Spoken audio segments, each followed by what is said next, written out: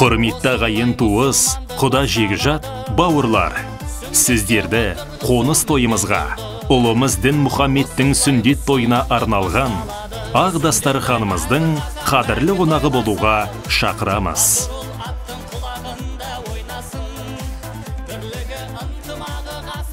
Той салтанаты 2022 жылдың 5 шілде күні сағат 18:00-де басталады.